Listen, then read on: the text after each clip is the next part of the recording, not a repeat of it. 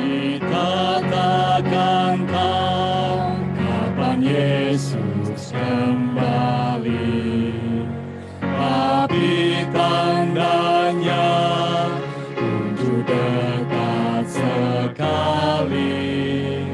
Kedatangannya sungguh senangkan hati, tapi jamnya tak tahu. Jagalah,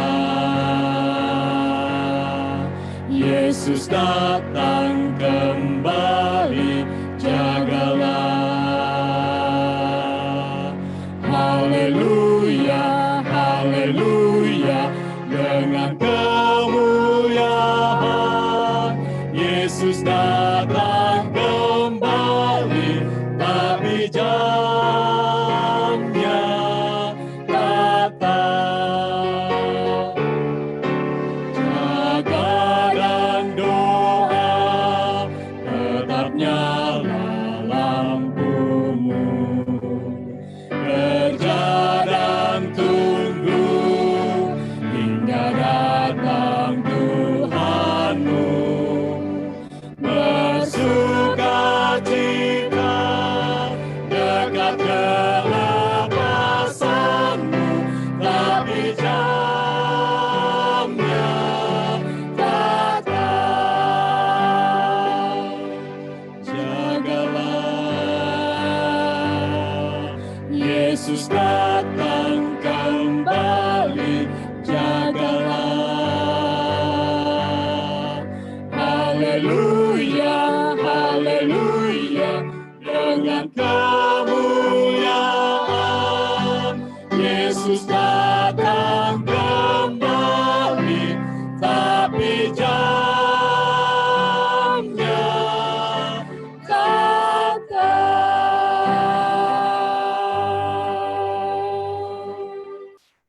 Selamat malam saudara. Kita berbahagia oleh karena kita saat ini tanpa terasa sudah sampai di malam yang ke-10. Luar biasa. Dari malam ke malam kita dikuatkan oleh firman Tuhan. Dan kita sampai pada malam hari ini dengan tema takutlah akan Allah dan muliakanlah Dia karena Dia akan mengakhiri masa dosa.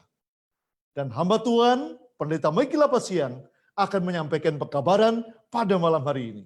Dan jangan lupa bahwa acara kita ini dapat saudara saksikan melalui YouTube ataupun Facebook dengan akun Advent KJKT. Dan bila ada pergumulan doa, sampaikan kepada kami.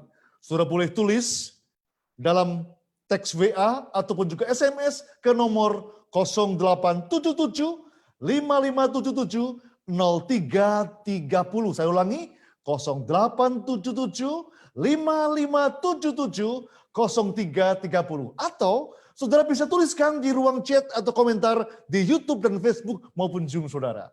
Dan saudara, setiap pergumulan yang saudara sampaikan akan ada tim doa yang akan mendoakan secara offline akan segala pergumulan doa saudara. Dan kita percaya Tuhan akan mendengarkan doa umat-umatnya.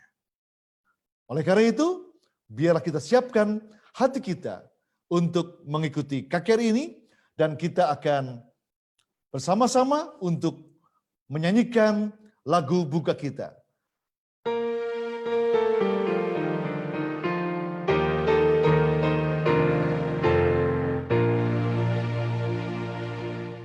Kita hidup sekarang ini dalam waktu yang genting. Hidup pada zaman ini adalah amat penting.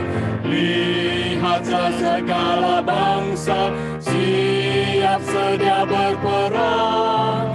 Mari dengarlah suara, suruh alam bergoncang.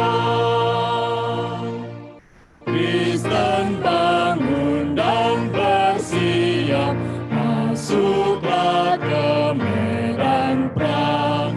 Pakailah senjata lengkap, musuhmu mau menyerah. Pakai sirah kebenaran, pegang pedang Roh Suci, angkat perisai Injil Tuhan, majulah dengan berani. Banyak musuhmu yang jahat mengelilingi dirimu, tentaranya amat hebat mau melawan Tuhanmu.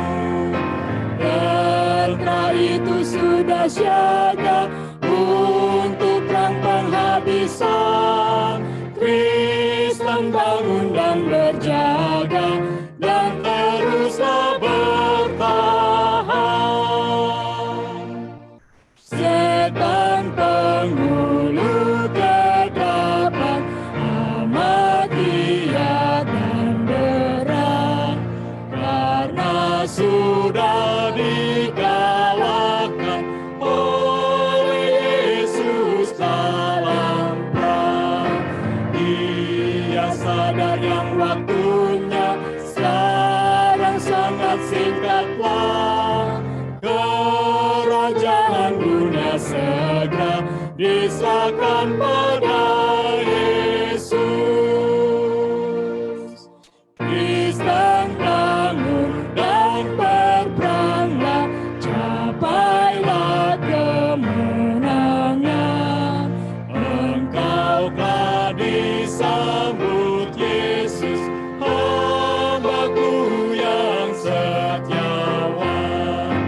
Pada orang yang sedia dan yang sudah bertahan, hidup kekal diberikannya yang dijanjikan Tuhan.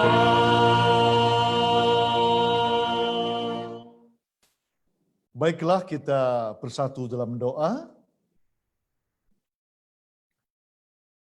Ya Tuhan Allah Bapa kami di surga, terima kasih Tuhan memberkati kami sampai pada malam yang ke-10 dalam rangkaian KKR Online Gereja Masih Advent ke-7 Konferen Jakarta Timur. Kiranya Tuhan memberkati hamba Tuhan, Pendeta Miki Lapasiang, untuk membentangkan kebenaran Tuhan dan firman Tuhan dengan Roh Kudus Tuhan yang Tuhan curahkan bagi hamba-Mu ini akan berlipat kali ganda, memberikan kekuatan bagi kami untuk menjamah hati kami, sehingga kami boleh mengambil keputusan untuk mengikut Tuhan, oleh karena Tuhan sudah mengakhiri dosa kami. Tuhan menebus kami, dan Engkau akan memberikan pertolongan dalam setiap kehidupan kami. Terima kasih Tuhan, memberkati semua yang mengambil bagian, baik doa, lagu pujian, dan apapun yang kami lakukan sepanjang KKR ini. Tuhan berkati semuanya. Biar nama Tuhan dipuji dan muliakan, dan memberkati semua para pemirsa untuk boleh dengan setia mengikuti acara ini, dan nama Tuhan dipuji dan dimuliakan. Terima kasih Bapa, ampun dosa kami yang banyak, dalam nama Tuhan Yesus kami berdoa. Amin. Baiklah, kita akan mendengarkan lagu pujian yang sudah disiapkan oleh Quartet Sound of Several, SOS, lagu yang boleh mengangkat hati kita kepada Tuhan.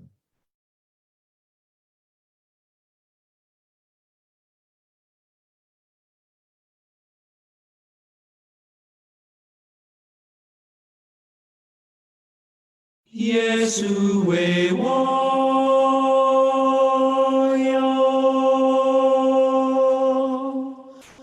keten kai wai,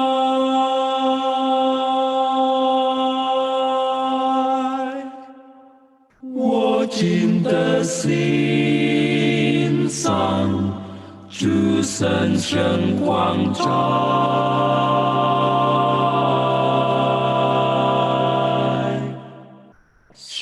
is what you choose. Mengenhoi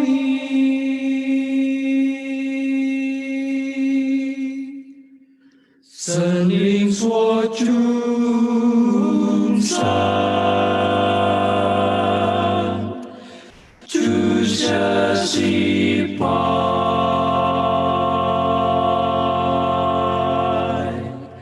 这是我心系，我将我唱。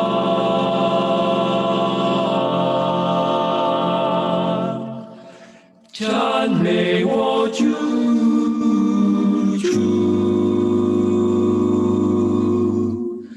从早到晚，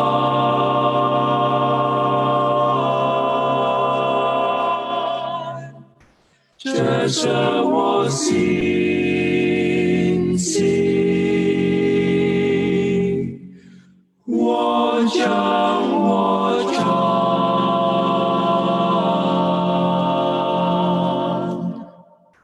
赞美我主，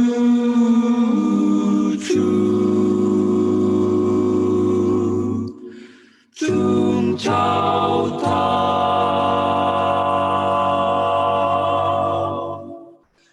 晚。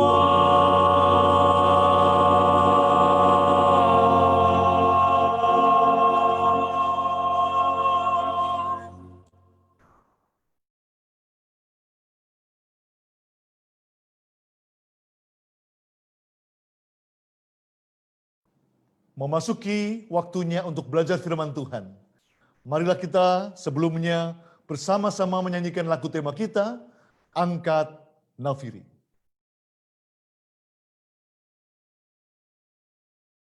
Angkat nafiri dan bunyikanlah, Yesus kan datang segera.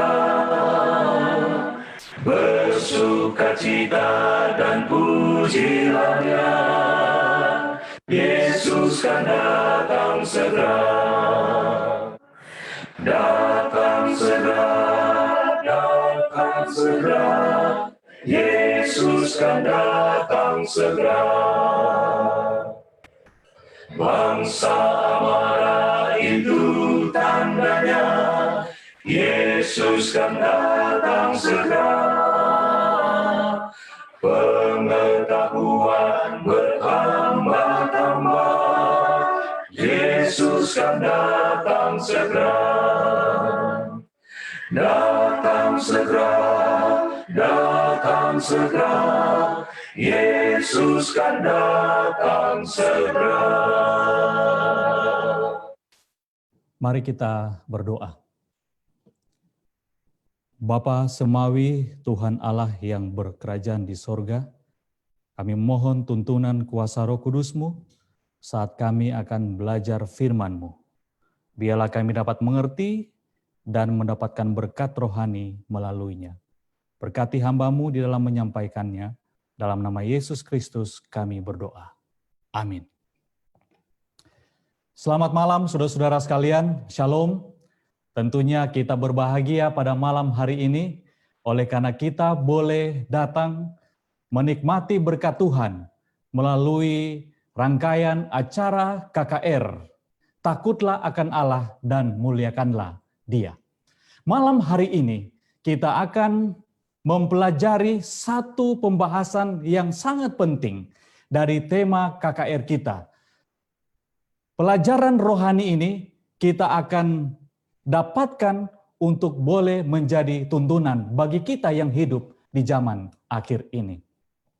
Judul pada malam hari ini adalah Karena Dia akan mengakhiri masalah dosa.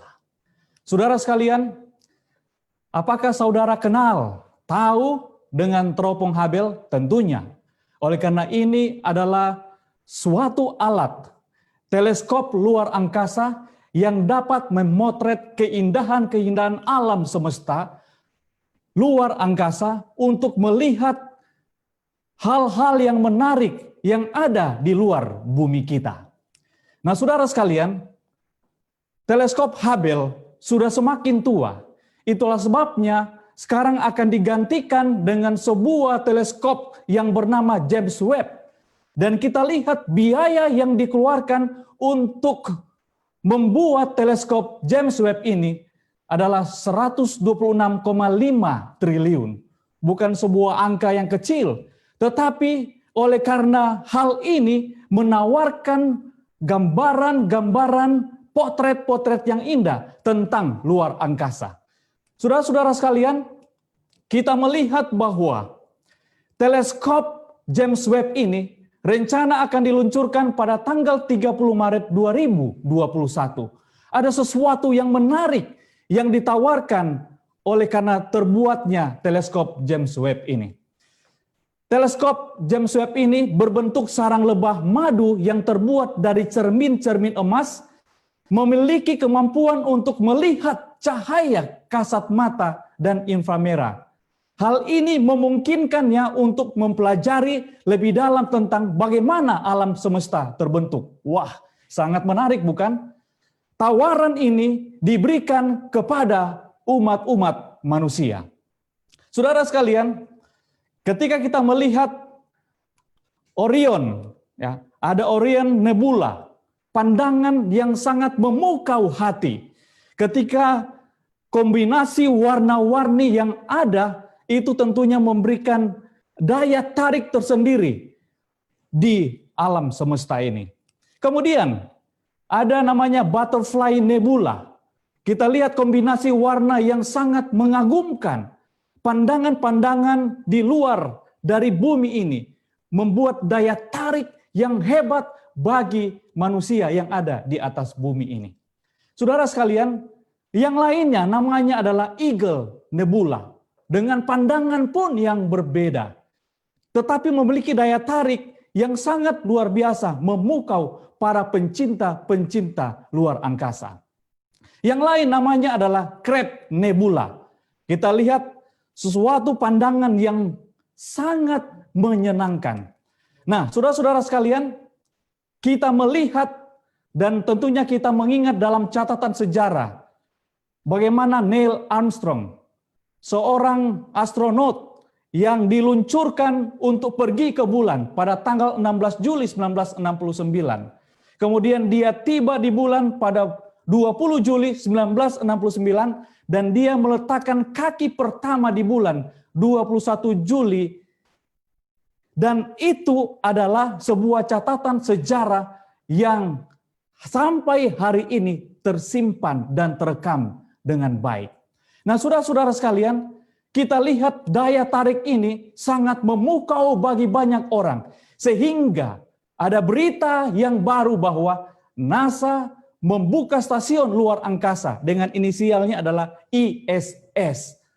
Nah, saudara-saudara sekalian, ada tawaran yang sangat menarik ini untuk pergi ke luar angkasa. Orang yang pertama yang menyambut tawaran adalah Dennis Tito. Tahun 2001, dia adalah astronot amatir pertama yang mengunjungi ISS dengan biaya $20 juta Amerika Serikat atau sekitar 200 miliar hanya untuk pergi dan pulang.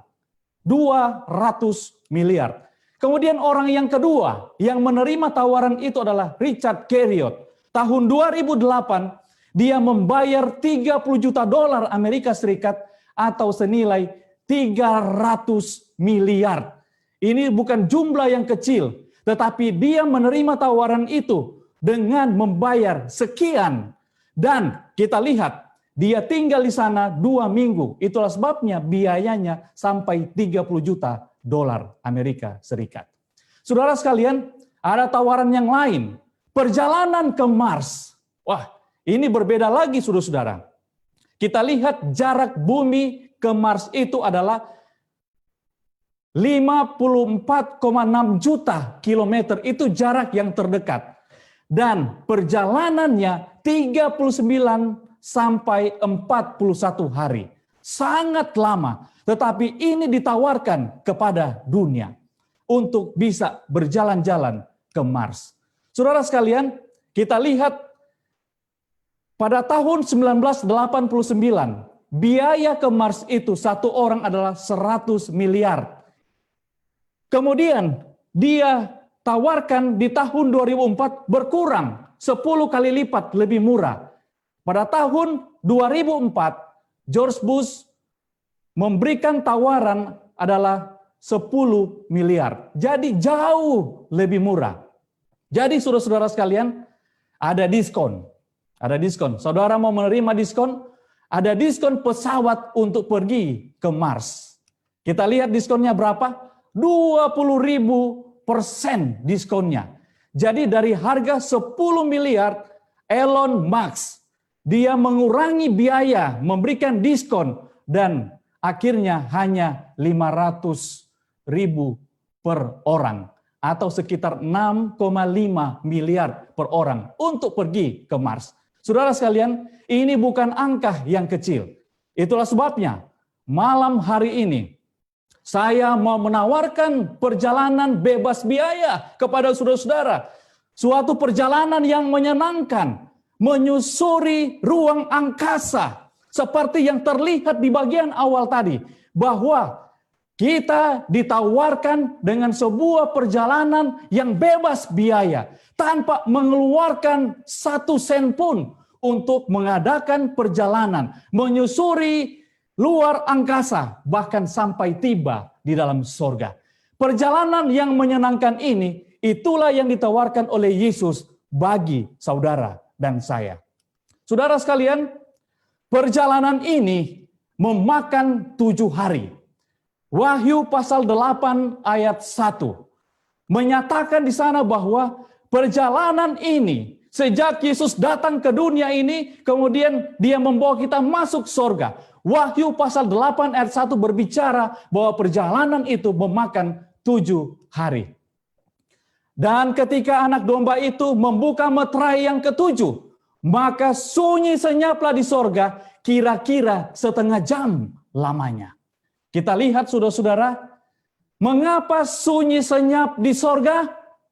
Matius 25 berbicara tentang hal ini. Apabila anak manusia datang dalam kemuliaannya dan semua malaikat bersama-sama dengan dia, maka ia akan bersemayam di atas tahta kemuliaannya.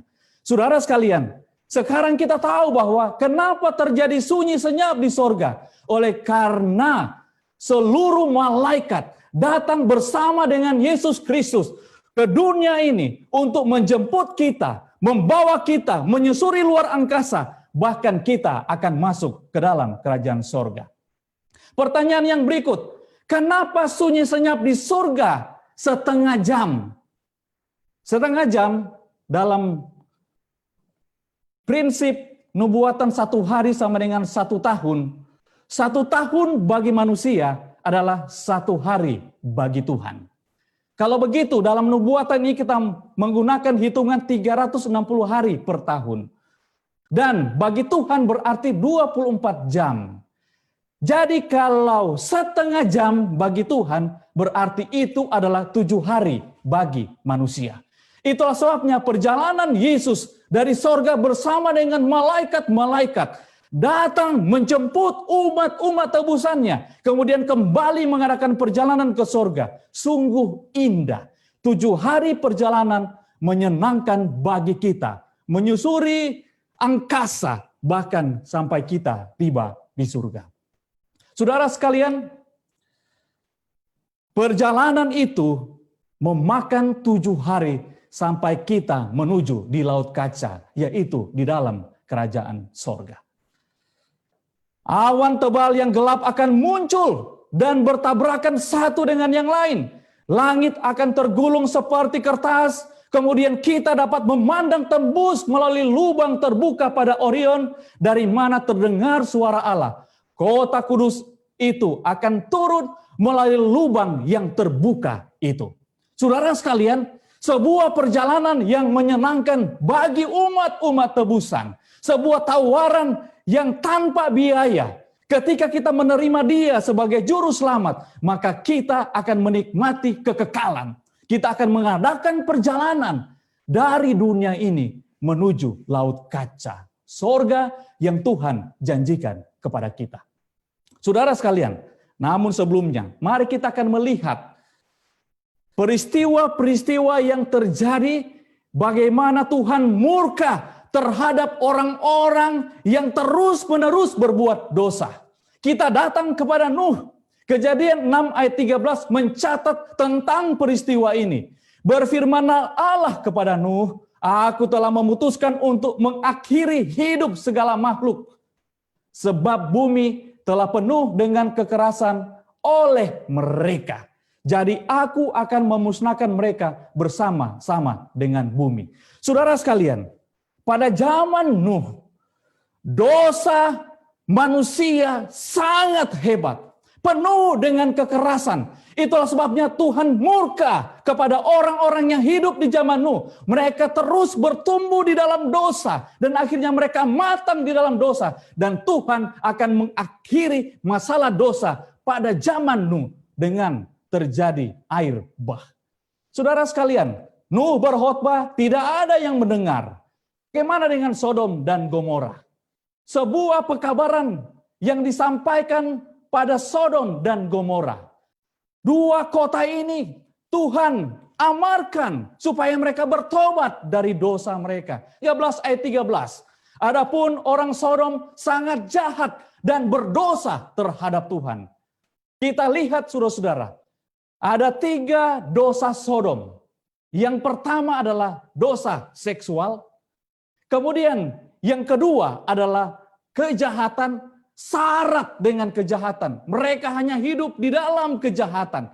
Dan yang ketiga, mereka hanya berpikir materialistik. Segala sesuatu dalam pikiran mereka hanyalah uang, hanyalah harta. Mengumpulkan harta sebanyak-banyaknya tanpa memikirkan harta surgawi.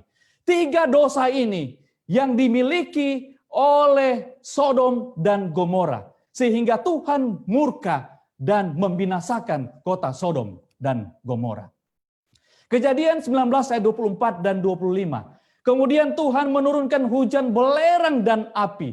Ditunggang balikannya lah kota-kota itu. Saudara sekalian, kenapa? Karena mereka telah matang di dalam dosa. Dan Tuhan mau mengakhiri kota itu. Karena mereka telah matang di dalam dosa. Dan Tuhan benci dengan dosa. Walaupun Tuhan mengasihi orang berdosa, tetapi Tuhan sangat membenci dosa itu.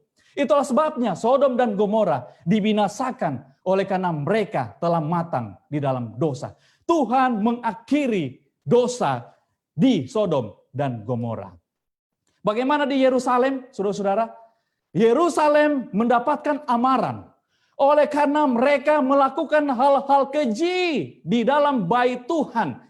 Yeskiel 8 ayat 1 sampai 18, saudara boleh baca di rumah, berbicara tentang dosa, tentang kekejian yang dilakukan oleh orang-orang yang ada di Yerusalem. Dan Tuhan murka kepada mereka. Saudara sekalian, di dalam Yeskiel 9 ayat 4 sampai 6. Di sana berbicara tentang Tuhan murka kepada mereka. Firman Tuhan kepadanya, berjalanlah dari tengah-tengah kota, yaitu Yerusalem, dan tulislah huruf T pada dahi orang-orang yang berkeluh kesah karena segala perbuatan-perbuatan keji yang dilakukan di sana. Dan kepada yang lain, aku mendengar dia berfirman, ikutilah dia dari belakang melalui kota itu dan pukullah sampai mati. Kita lihat Tuhan memerintahkan, janganlah merasa sayang, dan jangan kenal belas kasihan. Tetapi semua orang yang ditandai dengan huruf T itu jangan singgung, kata Tuhan. Mereka adalah umatku. Mereka adalah umat yang setia. Jangan dimusnahkan mereka. Mereka telah ditandai. Mereka telah dimeteraikan. Tidak perlu dibinasakan mereka. Karena mereka adalah orang-orang yang matang di dalam kebenaran. Saudara-saudara sekalian, dan mulailah dari tempat kudusku, kata Tuhan. Lalu mereka mulai dengan tua-tua yang berada di hadapan bait suci. Kita lihat saudara-saudara, Tuhan memberikan penghukuman bagi orang-orang yang ada di Yerusalem. mereka yang ada di bait suci, oleh karena mereka telah matang di dalam dosa. Tetapi ada umat yang lain yang setia, Tuhan menandai dengan huruf T. Huruf T itu adalah tau. Itu adalah lambang dari salib Yesus Kristus. Jadi hanya mereka yang menerima Yesus Kristus bebas dari malapetaka yang diberikan oleh Tuhan. Bagaimana dengan zaman kita, saudara-saudara?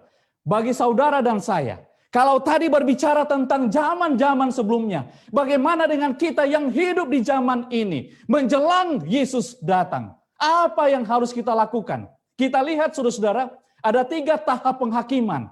Yang pertama adalah penghakiman pemeriksaan sebelum Yesus datang. Semua diperiksa.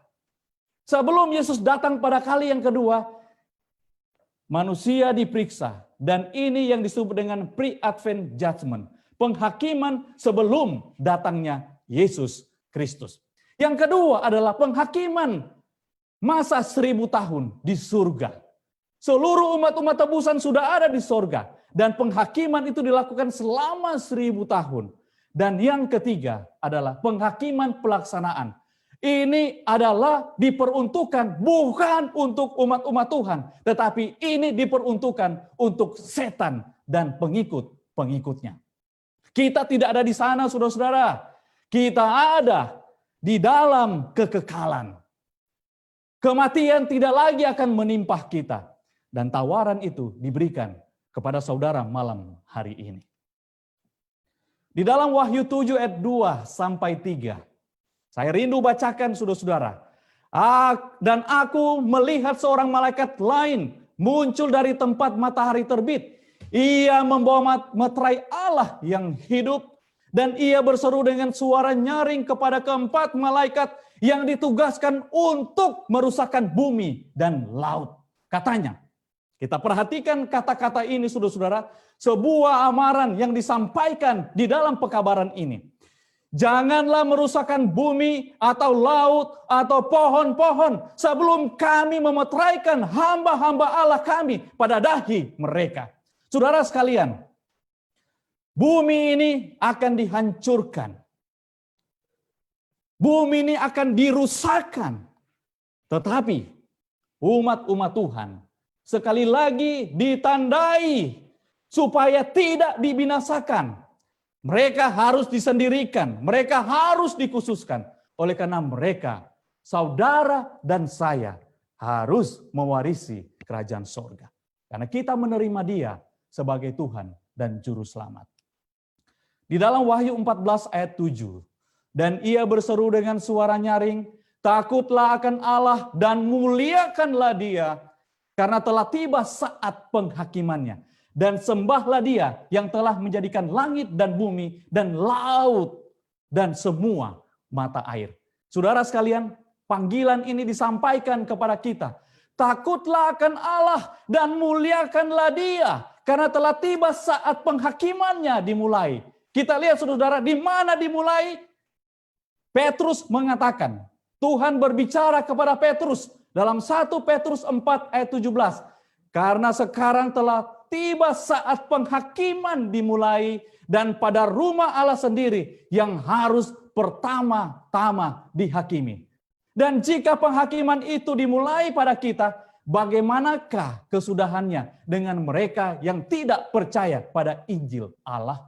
Saudara sekalian, kalau begitu, ketika penghakiman itu sudah dimulai kepada kita, maka kita harus benar-benar menyambut keselamatan dari Tuhan. Oleh karena hanya mereka yang menyambut tawaran dari Yesus yang akan bertahan pada hari penghakiman itu. Saudaraku, kita perlu singkirkan dosa. Penghakiman sudah dimulai. Kita perlu singkirkan. Karena inilah menjadi penghambat keselamatan saudara dan saya. Kita perlu jauhi dosa.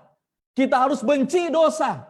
Oleh karena ini memberikan catatan penting bahwa inilah yang akan memisahkan kita dari keselamatan. Inilah yang akan memisahkan kita dari Yesus Kristus. Itulah sebabnya kita perlu singkirkan dosa. Ibrani 12 ayat 1 dan 2. Marilah kita menanggalkan semua beban dan dosa. Perlu kita tanggalkan, perlu kita buang. Sesudah kita buang, mari kita arahkan mata kita, pandangan kita hanya kepada Yesus Kristus. Saudara sekalian, kita harus menanggalkan dosa di dalam hidup kita. Markus 4 ayat 28 sampai 29. Mari kita perhatikan baik-baik ini saudara-saudara. Bumi dengan sendirinya mengeluarkan buah, mula-mula tangkainya, lalu bulirnya, kemudian butir-butir yang penuh isinya dalam bulir itu. Apabila buah itu sudah cukup masak, orang itu segera menyabit sebab musim menuai sudah tiba. Saudara sekalian, Markus mau berbicara kepada kita tentang sebuah proses. Markus mau berbicara kepada kita sebuah tahap pertumbuhan iman saudara dan saya.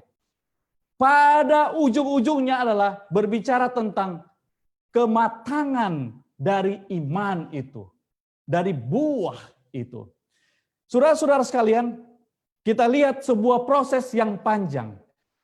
Dalam pertumbuhan tabiat karakter kita membutuhkan waktu dan kita harus mengarahkan pandangan kita hanya kepada Yesus. Kita tanggalkan dosa, arahkan mata kita memandang kepada Yesus, maka kita akan mengalami pertumbuhan rohani dari waktu ke waktu. Dan pada akhirnya kita siap untuk dituai karena kita telah matang di dalam kebenaran. Saudara sekalian, Wahyu 14 ayat 14 sampai 6 berbicara tentang hal ini. Dan aku melihat sesungguhnya ada suatu awan putih dan di atas awan itu duduk seorang anak manusia dengan sebuah mahkota emas di atas kepalanya dan sebilas sabit tajam di tangannya. Maka keluarlah seorang malaikat lain dari bait suci dan ia berseru dengan suara nyaring kepada dia yang duduk di atas awan itu. Ayunkanlah sabitmu itu dan tuailah, karena sudah tiba saatnya untuk menuai.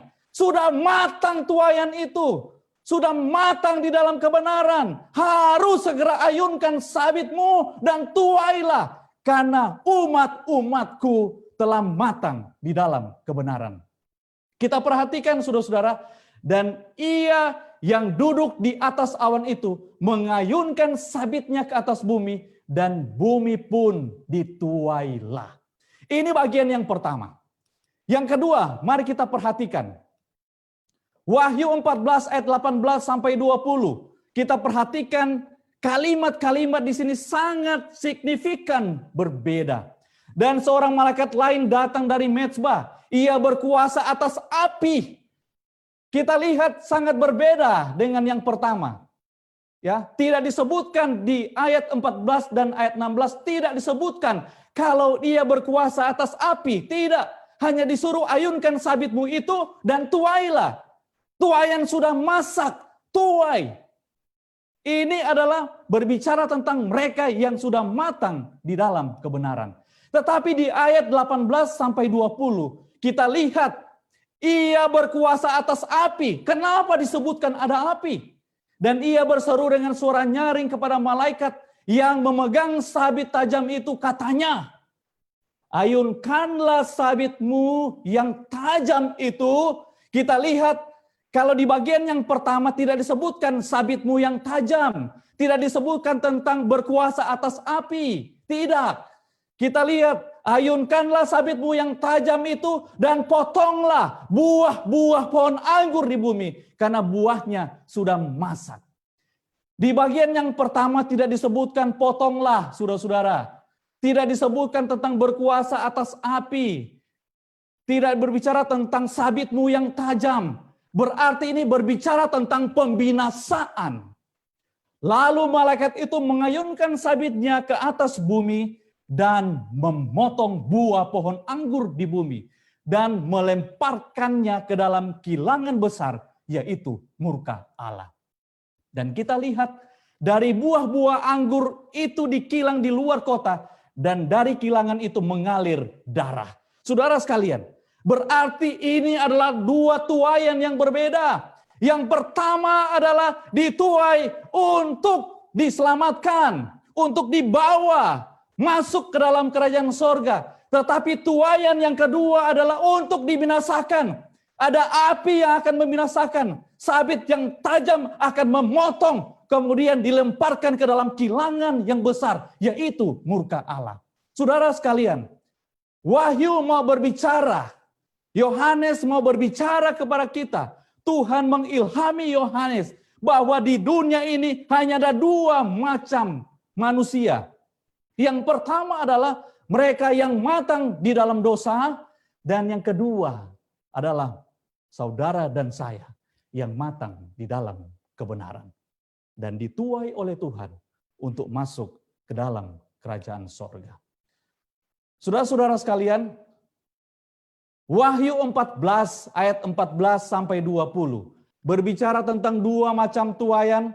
Tuaian yang pertama adalah Seraino, mereka yang matang dalam kebenaran. Sementara tuaian yang kedua, Akmaso, adalah mereka yang matang di dalam dosa. Di golongan manakah kita? Kita harus memilih. Kita berada di golongan yang pertama. Tuaian yang akan dituai untuk masuk di dalam kerajaan sorga. Oleh karena kita matang di dalam kebenaran Yesus Kristus. Berbicara tentang matang, saudara-saudara. Yakobus pun berbicara tentang hal ini. Yakobus 1 ayat 3 dan 4 berbicara tentang buah yang matang. Dan buah yang matang ini adalah mereka utuh, tidak kekurangan apapun. Mereka yang matang di dalam kebenaran Tuhan. Mereka yang hidup benar di hadapan Tuhan. Mereka yang terus bertumbuh di dalam Yesus Kristus. Dan mereka, saudara dan saya, kita akan diberikan upah hidup yang kekal di dalam kerajaan sorga. Sementara Yakobus 1 ayat 14 sampai 15. Kita lihat, tetapi tiap-tiap orang dicobai oleh keinginannya sendiri, karena ia diseret dan dipikat olehnya. Dan apabila keinginan itu telah dibuahi, ia melahirkan dosa. Dan apabila dosa itu sudah matang, ia melahirkan maut. Saudara sekalian, dalam Yakobus 1 ayat 3 dan 4 berbicara tentang kita utuh tanpa kekurangan apapun. Oleh karena kita hidup di dalam kebenaran Tuhan. Sementara ayat 14 dan ayat 15 berbicara tentang mereka yang telah matang di dalam dosa. Dan mereka yang matang di dalam dosa akan melahirkan maut. Kematian yang kekal akan menjadi bahagian mereka.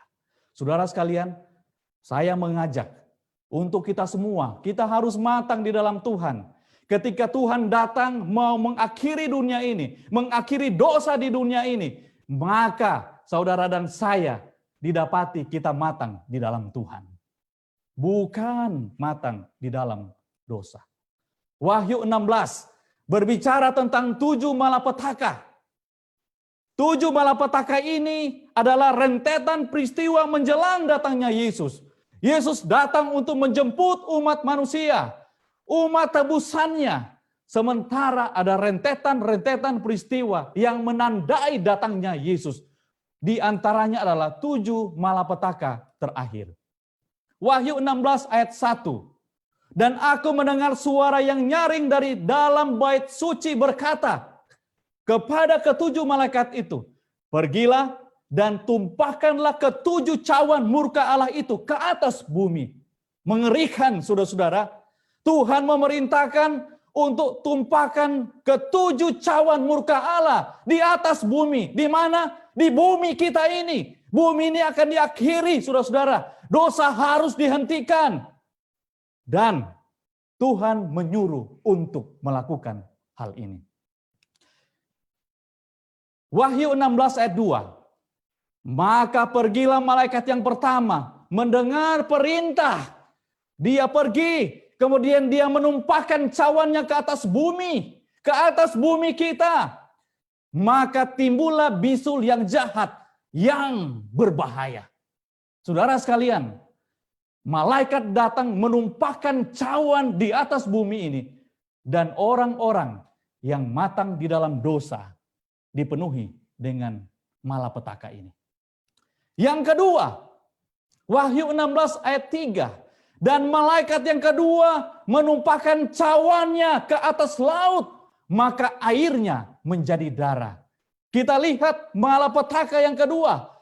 Tuhan menyuruh malaikat kedua untuk menumpahkan cawan ke atas laut. Maka semua air menjadi darah. Wahyu 16 ayat 4. Dan malaikat yang ketiga menumpahkan cawannya atas sungai-sungai dan mata air. Dan semua menjadi darah. Saudara-saudara sekalian, rentetan-rentetan peristiwa ini adalah sebuah waktu yang genting menjelang datangnya Yesus. Bagi orang-orang yang matang di dalam dosa, penuh dengan ketakutan. Tetapi bagi saudara dan saya yang bertumbuh di dalam Yesus, tidak ada rasa takut. Oleh karena kita telah ditandai oleh Tuhan. Yang keempat, Wahyu 16 ayat 8 sampai 9. Dan malaikat yang keempat menumpahkan cawannya ke atas matahari. Dan kepadanya diberi kuasa untuk menghanguskan manusia dengan api. Mengerikan saudara-saudara, sebuah hal yang terjadi di atas dunia ini. Tetapi saudara dan saya tetap aman dalam lengannya. Karena kita dilindungi oleh Tuhan. Yang kelima, saudara-saudara, Wahyu 16 ayat 10 sampai 11. Dan malaikat yang kelima menumpahkan cawannya ke atas takhta binatang itu. Dan kerajaannya menjadi gelap. Saudara sekalian, tidak lagi kerajaan yang berkuasa di dunia ini. Semuanya akan dimusnahkan, menjadi gelap. Oleh karena Yesus segera datang. Membinasakan dunia ini dan segala yang ada di atasnya. Tetapi Yesus katakan, umatku akan diselamatkan. Yang keenam, Wahyu 16 ayat 12. Dan malaikat yang keenam menumpahkan cawannya ke atas sungai yang besar. Sungai Efrat, lalu keringlah airnya. Saudara-saudara sekalian, kita lihat bahwa sebuah pekabaran yang disampaikan oleh Tuhan melalui Yohanes bahwa kita perlu hidup benar di hadapan Tuhan. Malaikat yang ketujuh, dia katakan sudah terlaksana. Maka memancarlah kilat dan menderulah bunyi guru dan terjadilah gempa bumi yang dahsyat seperti belum pernah terjadi sejak manusia ada di atas bumi ini, dan itu berbicara tentang kedatangan Yesus yang kedua kali. Yesus akan mengakhiri masalah dosa di dunia ini. Yesus datang untuk menjemput saudara dan saya, mengakhiri dosa di dunia ini, mengakhiri kesengsaraan dan duka, pergumulan-pergumulan di dunia ini. Dia tawarkan sebuah perjalanan yang tanpa biaya, menyusuri luar angkasa sampai tiba di dalam kerajaan sorga. Saudara sekalian, 2 Petrus 3 ayat 11. Jadi, jika segala sesuatu ini akan hancur secara demikian, betapa suci dan salehnya kamu harus hidup. Saudara sekalian, 7 malapetaka ini akan dilemparkan, akan dicurahkan di atas bumi ini. Tetapi orang-orang yang hidup suci, yang hidup saleh, yang bertumbuh di dalam Yesus, yang matang dalam kebenaran, akan hidup. Tetapi mereka yang hidup di dalam dosa akan dibinasakan sebagaimana dunia ini akan dihancurkan. Saudara-saudaraku yang kekasih di dalam Tuhan, Wahyu berbicara kepada kita bahwa hendaklah kita setia sampai akhir. Tuhan kiranya akan menolong saudara-saudara sekalian. Tuhan akan menuntun kita agar supaya kita matang di dalam kebenaran Tuhan. Kita akan mewarisi hidup yang kekal di dalam kerajaan sorga. Saudara-saudara sekalian, mari kita berdoa bersama-sama. Ya Tuhan Allah Bapa kami di sorga, sebuah pekabaran yang boleh mengingatkan kami yang boleh menuntun kami untuk menerima Yesus dan membuang segala dosa, bahkan menuntun kami untuk bertumbuh di dalam kebenaran-Mu, sehingga kami menjadi tuayan-tuayan yang matang di dalam kebenaran-Mu, dan saat Engkau datang, kami akan mewarisi kerajaan sorga. Berkati seluruh pendengar dimanapun mereka berada. Biarlah berkat Tuhan, kasih karunia Tuhan, perlindungan Tuhan menjadi bahagian kami sekalian. Terpujilah Tuhan, kami berdoa di dalam nama Yesus Kristus, kami berdoa. Amin. Tuhan memberkati kita sekalian. Amin.